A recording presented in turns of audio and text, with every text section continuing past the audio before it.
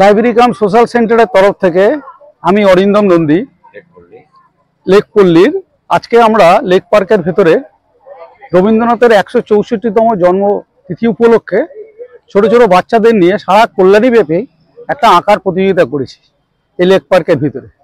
তো আমি আমার ক্যামেরাম্যানকে খালি একটু বলবো, আপনি একটু বাচ্চাগুলোকে যারা যারা আঁকছে তাদের একটু আপনি ক্যামেরাটা একটু ঘুরিয়ে একটু দেখান, একটু সবাইকে দেখান বাচ্চারা যারা যারা করছে। এরা সবাই পার্টিসিপেট করছে, গার্জেনরাও এসছে এই প্রোগ্রাম নিয়ে।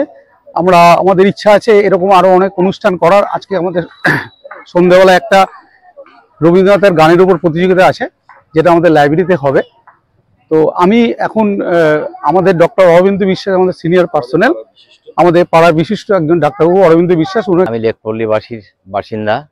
আমাদের লাইব্রেরি কাম সোশ্যাল সেন্টারের উদ্যোগে আমাদের কয়েকজন উদ্যোগী যুবক, তারা এই যে সমস্ত কিছু আয়োজন করেছে, গার্জিয়ানরা এসছেন, বাচ্চারা এসছে, আমরা ভীষণ ভীষণ খুশি।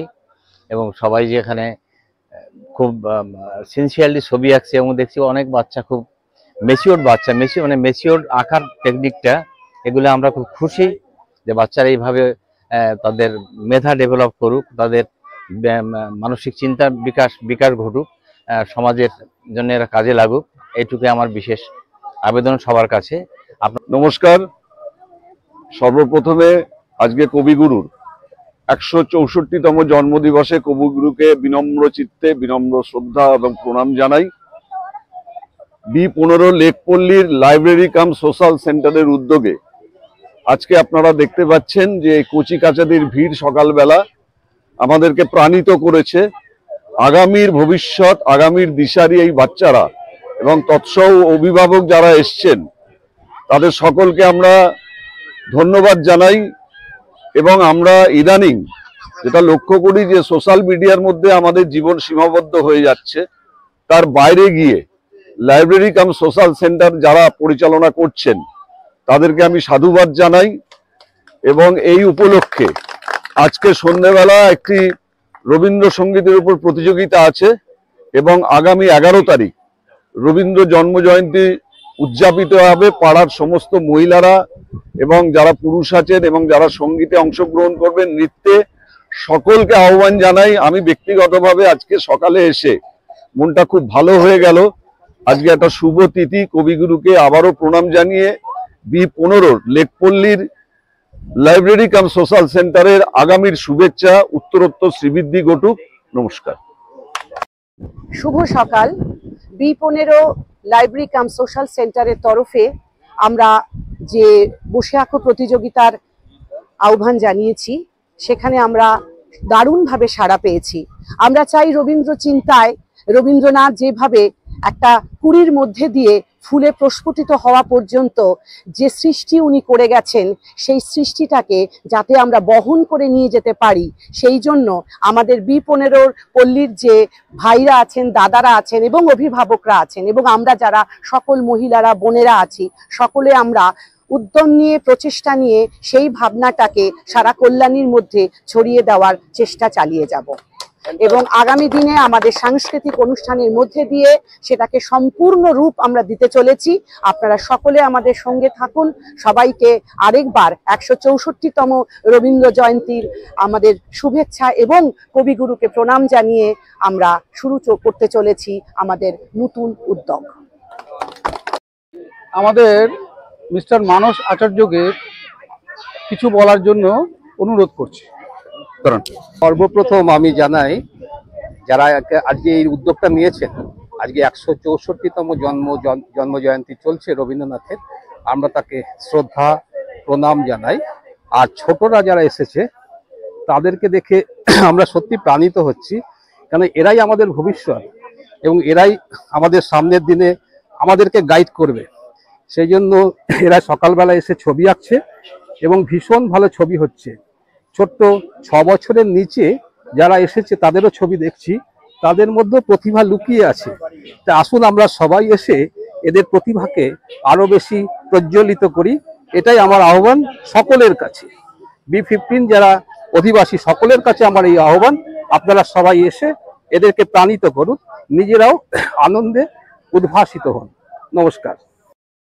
আমাদের পাড়ার মিস্টার বিশ্বজিৎ ইন্দ্রকে কিছু বলার জন্য অনুরোধ করছি।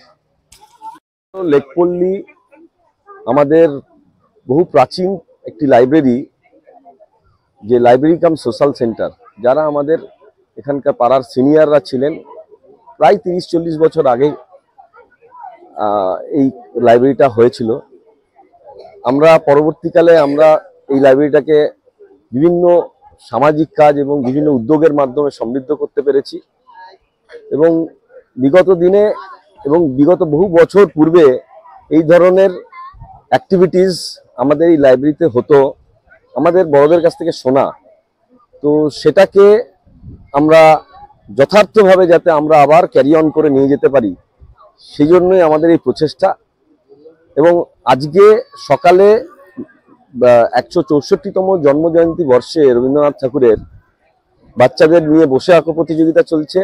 এবং আজকে সন্ধেবেলায় সারা কল্যাণীব্যাপী একটি রবীন্দ্রসঙ্গীতের প্রতিযোগিতার আয়োজন করা হচ্ছে লাইব্রেরি কাম সোশ্যাল সেন্টারের পরিচালনায়। এবং আগামী 11 তারিখ মানে রবিবার সন্ধেবেলায় তাদেরকে পুরস্কার বিতরণের মাধ্যমে এবং মহামান্য জাজেদের উপস্থিতিতে আমরা তাদের পুরস্কৃত করব। এতদ অঞ্চলের সমস্ত মানুষ তথা কল্যাণী তথা B15 লেকপল্লীবাসীদের কাছে আমরা খুবই ধন্যবাদ জ্ঞাপন করছি আপনাদের। আমরা যাতে এইভাবে আরো বেশি কাজ করতে পারি এবং আপনাদের সমৃদ্ধ করতে পারি। আমাদের এই যে অঙ্কন প্রতিযোগিতা হচ্ছে, তার জন্য আমাদের জুরি হিসাবে জাজ হিসাবে এসছেন দুজন। একজন হচ্ছে আমাদের বিকাশবাবু, আর একজন এসছে কণিবাং ম্যাডাম। তো উনাদের উত্তরীয় দিয়ে সংবর্ধনা করছেন আমাদের পাড়ার বরিষ্ঠ নাগরিক মিস্টার স্বপন ভট্টাচার্য। আপনি বিকাশবাবুকে দিন। আমি বিকাশবাবুকে 2 লাইন বলার জন্য একটু অনুরোধ করছি। আজ প্রায় 40 বছর পর আবার আমি এখানে এসেছি। অনেক বছর আগে এই প্রবীণ এখানে যারা আছেন তাদের উদ্যোগে এই আঁকা কম্পিটিশন, এবং এই কাছেই একটা লাইব্রেরি ছিল, পাড়া এখনো আছে লাইব্রেরিটা, আবার নতুন করে শুরু হয়েছে। তখন এখানে পাড়ার ছেলে মেয়েরা বই নিতে আসতো, পড়াশোনার আলাদা পরিবেশ ছিল। বিকেলে সন্ধ্যের দিকে কর্মস্থল থেকে ফিরে অনেকে খেলাধুলোর মাধ্যমে জায়গাটা সজীব রেখেছিলেন। আজ এত বছর পরে আবার এনাদের উদ্যোগেই ওই পরিবেশটা ফিরে আসতে চাইছে। সাধু উদ্যোগ, আমার শুভেচ্ছা রইল। বিকাশবাবুকে অসংখ্য ধন্যবাদ। এবার আমাদের ম্যাডাম এসছেন কণিকা সরকার, ওনাকে উত্তরীয় পড়িয়ে দিচ্ছেন আমাদের পাড়ারই প্রিয়াঙ্কা সরকার। এটা একটু লাগিয়ে নিন ম্যাডাম।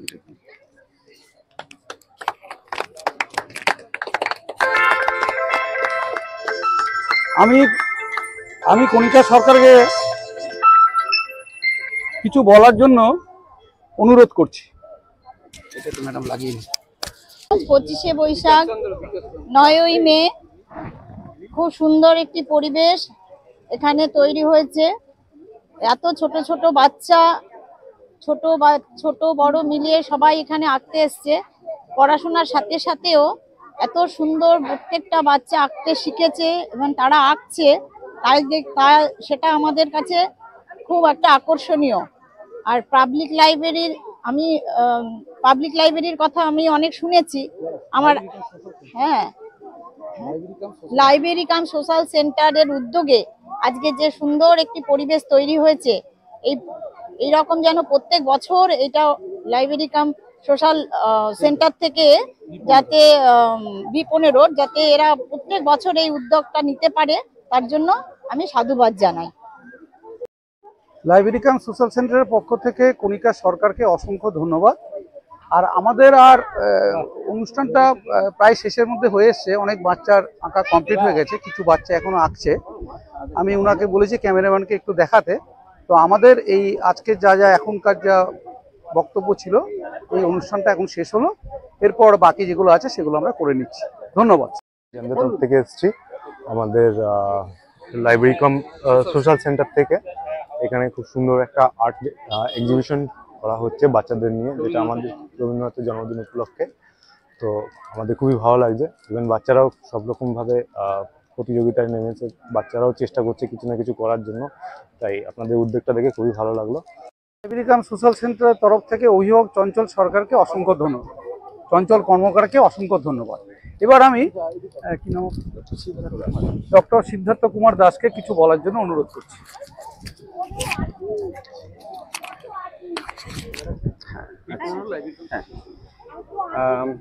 আজকে রবীন্দ্র জয়ন্তী উপলক্ষে B15 লাইব্রেরি কাম সোশ্যাল সেন্টারের উদ্যোগে যে অভিনব একটা প্রচেষ্টা করা হয়েছে, অন্তত আমি এখানে আসার পরে এই প্রথমবার দেখলাম যে বাচ্চাদের বসে আঁকো প্রতিযোগিতা একটা সুন্দর মনোরম পরিবেশে এই একদম শুভ প্রাতঃ সকালে, হ্যাঁ, যেটা ভীষণই বাচ্চারা এনজয় করেছে এবং তারা সকালে ঘুম থেকে উঠে যাওয়ার জন্য একটা উদ্গ্রীব হয়েছিল, তারা এসেছে, ছবি এঁকেছে এবং ভীষণ একটা এনজয় করেছি। আমরা সবাই গার্জেনরা এসেছি, খুবই একটা মনোরম সকাল উপভোগ করলাম আমরা।